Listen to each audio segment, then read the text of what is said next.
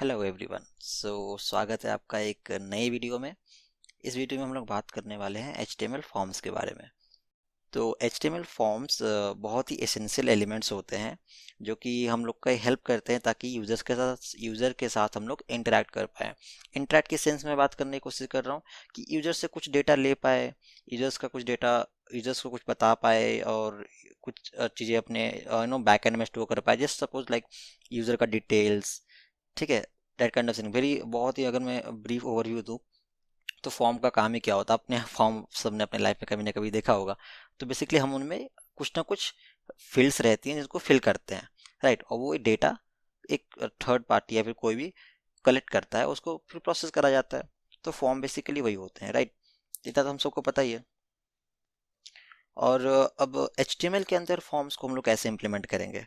तो HTML के अंदर फॉर्म्स को इम्प्लीमेंट करने के लिए हम लोग फॉर्म टैग का यूज़ करते हैं या फिर उसको फॉर्म एलिमेंट भी बोल सकते हो आप।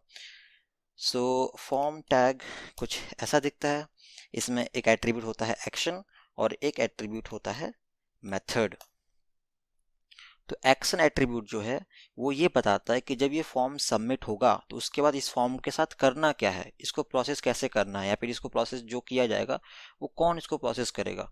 तो यहाँ पे हम लोग उस फाइल के नाम डालते हैं जो इस फॉर्म को प्रोसेस करने वाला है। और ये मेथड में हम लोग बताते हैं कि किस मेथड का फॉर्म है। क्या डायलॉग फॉर्म है या फिर ये गेट मेथड का फॉर्म है या फिर पोस्ट मेथड का फॉर्म है। गेट मेथड और पोस्ट मेथड से हम लोग क्या समझते हैं? सपोज आप किसी एक वेबसाइट पे गए, मान लीजिए आप अमेजोन या फ्लिपकार्ट पे गए, राइट। आपको कोई एक फ़ोन पसंद आया, कोई भी एक प्रोडक्ट आपको पसंद आ गया, वहाँ पे आपने उस प्रोडक्ट पे क्लिक करा। क्लिक करते ही आपके पास उस प्रोडक्ट का डेटा आ गया, राइट। तो आपने जो प्रोडक्ट पे क्लिक किया ना, तो वहाँ पे एक फॉर्म एक्शन इनिशिएट होता है जो कि उस पर्टिकुलर फ़ोन का डिटेल्स डेटाबेस से फेच करके आपको दिखाता है। तो उसको हम लोग बोलते हैं गेट मेथड।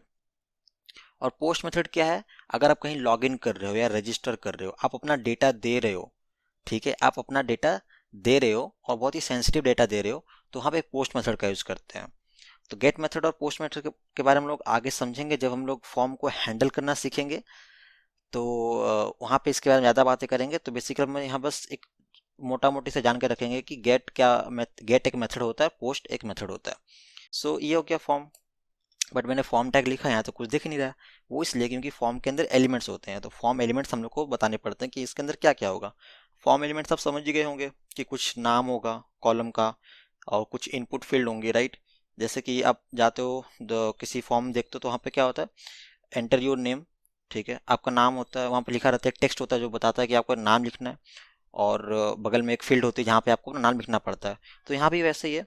तो जो नाम लिखने का जो होता है उसको हम लोग लेबल से डिनोट करते हैं कि ये लेबल है, ठीक है, कि ये लेबल सपोज फुल नेम, ठीक है। फुल नेम आपको यहाँ दिख रहा होगा, ये फुल नेम यहाँ पे आ गया होगा, राइट। तो लेबल ये बताता है कि ये किस इनपुट फील्ड के लिए ये जो है टेक्स्ट है। तो जो हम लोग नेक्स्ट आएंगे कि फुल नेम। अब फुल नेम भाई लिखना कहाँ है मेरे को, तो एक इनपुट फील्ड तो चाहिए। तो ये रही हमारी इनपुट फील्ड। तो हम लोग इसको इनपुट एलिमेंट से ट्राई दिखाते हैं। और आप एक चीज़ नोटिस कीजिएगा कि इनपुट टैग एक सेल्फ क्लोजिंग टैग है। तो इसका एक अलग से हम लोग क्लोजिंग टैग नहीं लिखते हैं, जैसे लेबल का हम लोग ने अलग से क्लोजिंग टैग लिखा, राइट। इनपुट का नहीं लिखा। इसके बारे में हम लोग सेल्फ क्लोजिंग टैग के बारे में हम लोगों ने पिछली वीडियोज़ में बात करी हुई है। तो ये इनपुट टाइप टेक्स्ट है। तो देखिए यहाँ पे एक बॉक्स बन के आ गया होगा और यहाँ पे आप इनपुट कर सकते हो अपने कीबोर्ड से, राइट। तो ये हो गया इनपुट टाइप टेक्स्ट का एलिमेंट। इसी तरह से काफ़ी सारे इनपुट होते हैं। ये टाइप टेक्स्ट हो गया, मान लीजिए। अच्छा ठीक है, उसके पहले मैं बताता हूँ कि ये लेबल में जो फॉर एट्रीब्यूट है ये क्या करता है। ये जो फॉर एट्रीब्यूट है ना, ये बताता है कि ये लेबल किस इनपुट फील्ड के लिए है। तो आपको बताने के लिए क्या करना पड़ेगा, आप उस इनपुट फील्ड को एक आईडी दोगे, ठीक है। इसको आईडी देते हैं, सपोज कर लेते हैं एफ नेम, ठीक है। आप ये फॉर में उसको बताते हो कि ये एफ नेम के लिए है, ये लेबल जो है ये एफ नेम इनपुट फील्ड के लिए है। तो लेबल का काम ये होता है, अब ये जो लेबल है वो इस इनपुट फील्ड से एसोसिएट हो चुका है, राइट। उसी तरह चलिए हम लोग कुछ और दो तीन देख लेते हैं। सपोज नेक्स्ट देखते हैं नो इन टाइप पासवर्ड। सो पासवर्ड के लिए देख लेते हैं, इनपुट टाइप टेक्स्ट की जगह हम लोग कर देंगे पासवर्ड, राइट। सो देखिए, एक सेकेंड, इसको मैं थोड़ा सा कमेंट कर देता हूँ ताकि हमारे समझने में आसानी हो। सो हाँ, पासवर्ड, और मैं यहाँ पे एक बी आर टैग डाल देता हूँ जिससे वो नेक्स्ट लाइन पे आए। तो बी आर टैग क्या करता है, बेसिकली लाइन ब्रेक करता है। इसके बारे में हम लोग ने पहले वीडियो में बात कर चुकी है। सो पासवर्ड है ये, आप आईडी पासवर्ड दे दो या फिर कुछ भी, तो उससे फ़र्क नहीं पड़ता, बस आईडी हमेशा यूनिक होनी चाहिए। समझ लो आप, दो कंपोनेंट की आईडी सेम नहीं हो सकती या फिर दो एलिमेंट्स की आईडी सेम नहीं हो सकती। तो हालांकि ब्राउज़र पे तो एरर नहीं आएगा क्योंकि ब्राउज़र एरर थ्रो नहीं करता है, बट आपको जावास्क्रिप्ट के समय दिक्कतें होंगी। तो आप आईडी को यूनिक ही रखें, ठीक है। तो ये रहा पासवर्ड। यहाँ पे आप देखो, अब अगर मैं फुल नेम, जो नेम वाला है इनपुट फील्ड, उसका टाइप टेक्स्ट है, मैं उसमें अगर कुछ लिखता हूँ तो मुझे दिखता है, राइट, जो भी लिखूंगा। बट अगर पासवर्ड में मैं लिखूंगा तो ये नहीं दिखेगा। और आपको यहाँ पे एक देखिए पासवर्ड का आइकन, ये की का आइकन बना हुआ दिखेगा ब्राउजर के ऊपर। इससे मतलब क्या हुआ कि ब्राउजर समझ गया कि ये इनपुट फील्ड, दोनों तो इनपुट फील्ड है, बट ये इनपुट फील्ड क्या है, ये पासवर्ड स्पेसिफिक इनपुट फील्ड है। तो इसके जो कंटेंट है उनको मेरे को हाइड कर देना है, तो ऑटोमेटिक हाइड कर दिया, राइट। इसको आप चेंज कर सकते हो जावास्क्रिप्ट का यूज़ करके। जैसे हम लोग देखते हैं कि बगल में एक आई बटन होती है, उस पर क्लिक करते हैं तो पासवर्ड दिखने लगता है, ठीक है। तो ये हम लोग जब जावास्क्रिप्ट देखेंगे तब देखेंगे इसको, ठीक है। इसको चेंज कर सकते हैं, फिलहाल यही रहने देते हैं।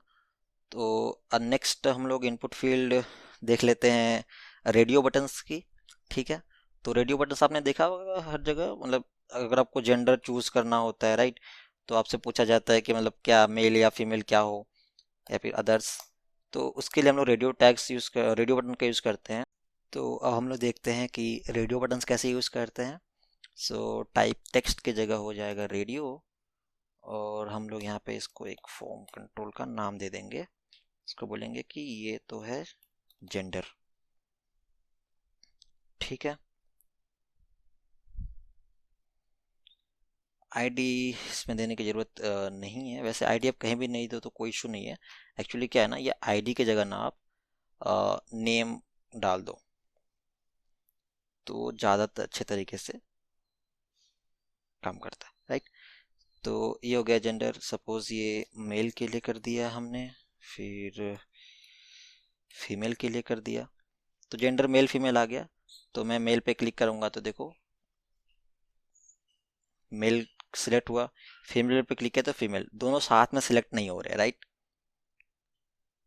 तो ये फ़ायदा होता है ये फॉर बताने का। मैंने बताया कि जो जेंडर लेवल है ये मेल और फीमेल के लिए, तो दोनों में से कोई एक ही सिलेक्ट होगा रेडियो बटन, क्योंकि दोनों सेम लेवल को पॉइंट कर रहे हैं, तो दोनों सिलेक्ट नहीं हो सकते, राइट। रेडियो बटन का कंसेप्ट ये है कि दोनों साथ में सिलेक्ट नहीं कर सकते। अगर आपको एक से ज़्यादा ऑप्शन सिलेक्ट करवाने हैं तो उसके लिए भी ऑप्शन है, फिर अलग अलग आपको नेम देने देने पड़ेंगे, उसमें इशू नहीं है, ठीक है। तो ये हो गया, हमने input type text box text देख लिया, पासवर्ड देख लिया, इनपुट टाइप रेडियो देख लिया। अब हम लोग एक काम करते हैं, हम लोग इनपुट टाइप चेक बॉक्स देख सकते हैं, राइट। तो चलिए देखते हैं इनपुट टाइप चेक बॉक्स। तो इसके लिए लेबल लिख लेते हैं, मान लीजिए कि कुछ भी कंट्री, इंटरेस्ट मान लीजिए, इंटरेस्ट्स, ठीक है। अब लिखते हैं इनपुट टाइप, और इसमें हो जाएगा चेक बॉक्स, ठीक है। बहुत ही सिंपल है, जैसा नाम सजेस्ट करता है वैसे ही सिंटैक्स भी वैसा ही है। सो चेक बॉक्स, और आप इसका यू नो नाम दे सकते हैं, सपोज इंटरेस्ट्स, माफ कीजिएगा, इंटरेस्ट्स,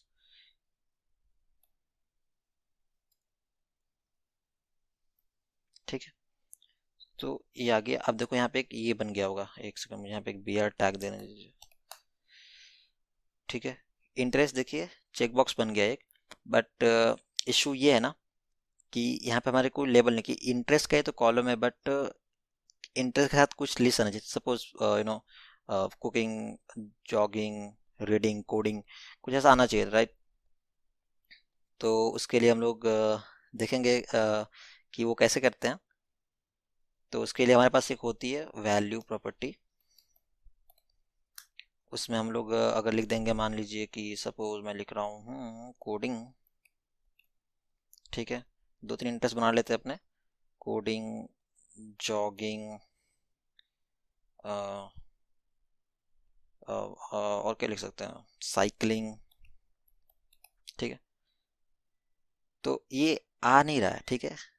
अगर आप देखोगे तो कुछ भी यहाँ प्रिंट हो नहीं रहा है। So it is same as the radio button type. तो फिर आपको इसके बाहर एक टेक्स्ट लिखना पड़ता है, तो वही मैं करने वाला हूँ। तो मैं ये जो वैल्यू है इसको हटा के यहाँ पे लिखता हूँ।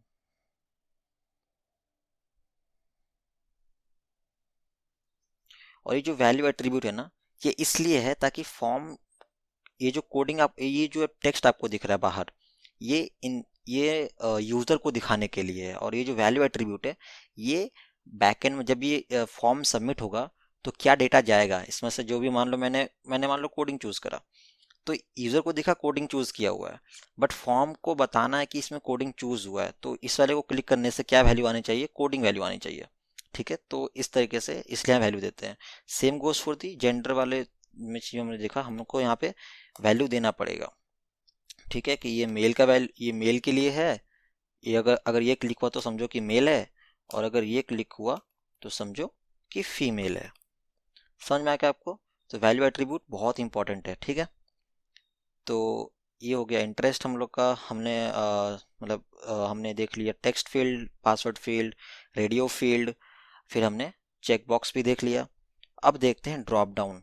ठीक है, ड्रॉप डाउन भी बहुत इंपॉर्टेंट चीज़ है। सो ड्रॉप डाउन बेसिकली इसमें भी वही चीज़ है, लेबल। मान लो अपने, अब मान लो अपने कंट्री का ड्रॉप डाउन बनाना कि किस कंट्री से बंदा बिलोंग कर रहा है, राइट। तो कंट्री, ठीक है। और जो ड्रॉप डाउन है वो बनता है सिलेक्ट। अभी तक आपने जितने भी देखा सब कुछ इनपुट टाइप से बना था, but drop down select tag से बनता है, सिलेक्ट एलिमेंट से। सिलेक्ट में आपको नेम बताना पड़ता है, मान लो कंट्री बता दिया आपने, आईडी आप कुछ भी रखो बट यूनिक होनी चाहिए, तो कंट्रीज कर देते हैं।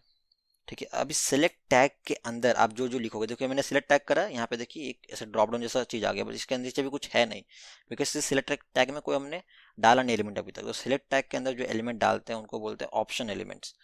ठीक है, तो ऑप्शन, इसमें भी वही सेम चीज़ है, वैल्यू मान लो इंडिया, और यूज़र को दिखाना है इंडिया। तो ये जो इंडिया है ये यूज़र को दिखेगा, और ये जो वैल्यू इंडिया है ये बैकएंड के लिए, कि उसको पता लगेगा कि कौन सा ड्रॉप डाउन वैल्यू चूज हुआ है। अब दो तीन डाल लेते हैं, और मान लो कनाडा, रशिया, राइट। अब अगर आप ड्रॉप डाउन पे क्लिक करोगे, देखो इंडिया, कनाडा, रशिया, ये आ रहा है, राइट।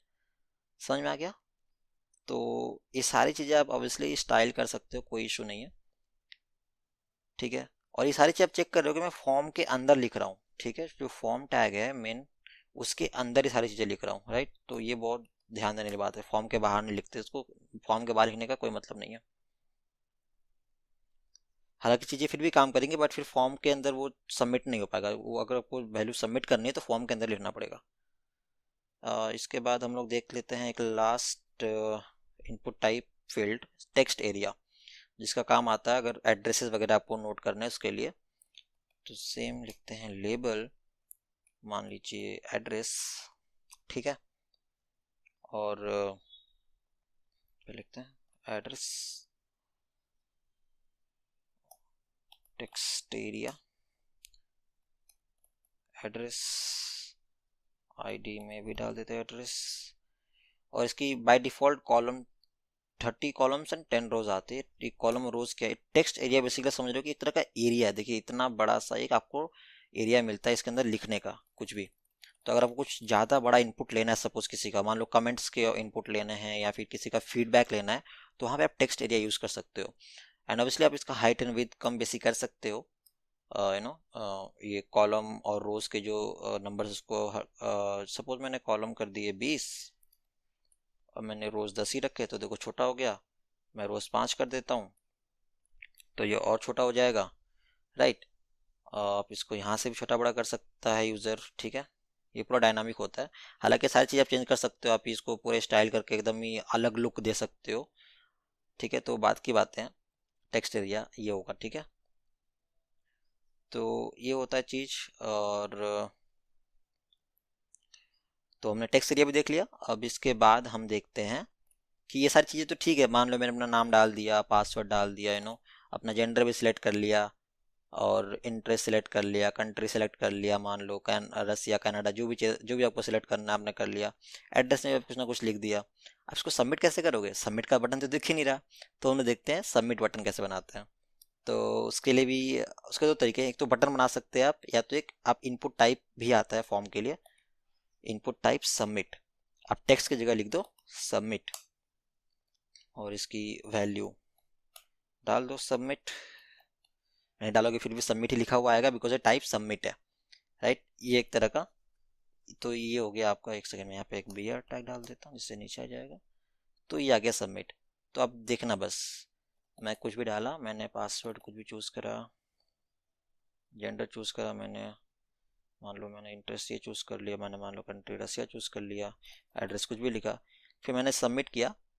तो चीज़ देखा आपने, यहाँ पे रिलोड होता है वो। आपको एक बार फिर से दिखाता हूँ।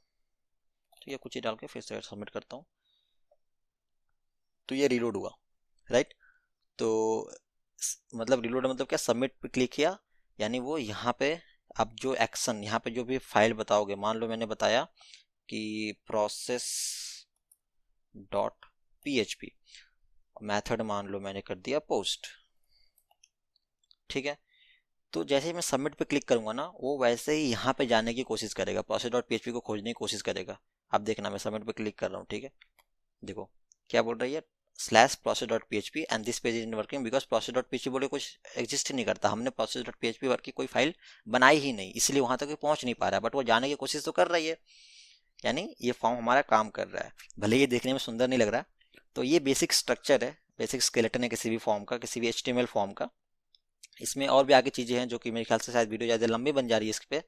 तो हम लोग इसका नेक्स्ट पार्ट लेके आएंगे, जिसमें क्या होगा कि फॉर्म को हम लोग वैलिडेट करना सीखेंगे। मान लो कि ये सारी चीज़ें हैं, मैंने मैंने बिना कोई फील्ड फिल करे मैंने सबमिट पे क्लिक कर दिया, वो फिर भी चला जा रहा है नेक्स्ट, फिर भी वो प्रोसेस डॉट PHP पे जा रहा है, उसको नहीं जाना चाहिए, राइट। अगर ये है बिना मैंने मैंने फॉर्म अगर फिल ही नहीं करा, तो मेरे को सबमिट करने का ऑप्शन ही नहीं आना चाहिए। पहली बात तो मेरे को सबमिट क्लिक करने में कुछ होना ही नहीं चाहिए था।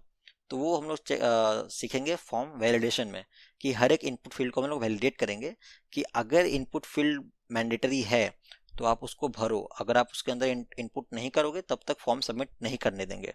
ठीक है, तो ये चीज़ हम लोग सीखने वाले हैं नेक्स्ट वीडियो में। तो मेरे ख्याल से अ, आज के लिए इतना ही रहने देते हैं, और हम लोग मिलते हैं नेक्स्ट वीडियो में। तब तक के लिए, अगर आपको ये वीडियो अच्छी लगी तो आप लाइक करें, चैनल पर अगर आप नए हों तो सब्सक्राइब करें, और अपने उन सारे फ्रेंड्स के साथ इस प्लेलिस्ट को शेयर करें जिनको वेब डेवलपमेंट सीखनी है, मॉडर्न वेब डेवलपमेंट सीखनी है फ्रॉम स्क्रैच। तो आज के लिए बस इतना ही, मिलते हैं नेक्स्ट वीडियो में। Till then keep coding, keep learning.